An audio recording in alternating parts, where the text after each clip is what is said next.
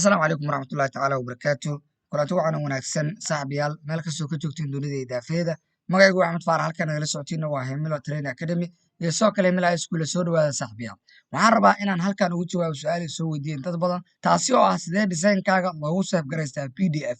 Haddaba haddii design-kaaga aad u save garaysan PDF oo u save garaysatid JPEG iyo haddii aad u save garaysatid PDF, waa maxay farqiga u dhexeeya? Waxaan rabaa inaan halkan kugu tusiyo marow design-kaagu yahay JPEG iyo marow yahay PDF.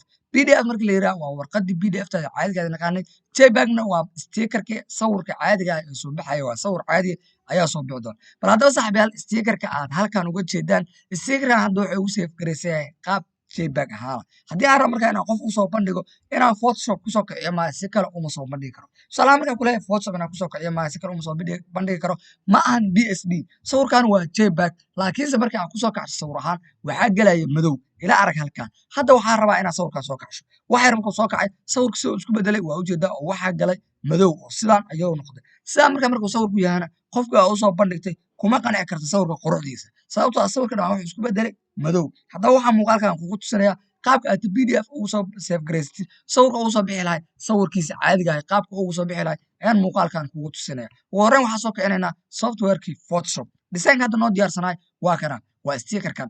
Sticker-kan marka haddii hadda aad u save garayso qaab JPEG ahaana sidii aan horey ku soo aragnay ee madowgayd ayuu ku soo bixi doonaa. Si aan taas ugu badbaadno marka waxaan ku khasbannahay inaan u save garaysano PDF ahaan. Si aad PDF ahaan ugu save garaysid, waxaad tegaysaa file, kadibna waxaad sii tegaysaa save as. Save as markaad tagtid, kadibna waxaad soo dooranaysaa save on your computer. Halkaani ayaa waxaa ka soo dooranaysaa PDF.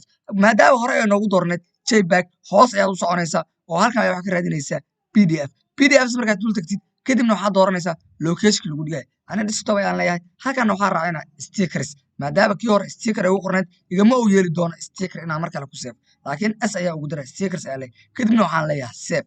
Save markaad tiraahdo intaan kuma ka hawshaada, kadibna waxaad dhahaysaa okay. Waxaa lagu yiri sticker-kaaga waxaad doonaysaa inaad u bedesho PDF. Waxaa war kala geli mayday. Halkaas ugu qoran tahay save PDF ayaad ku dhufanaysaa. Kadibna waxaad leedahay yes.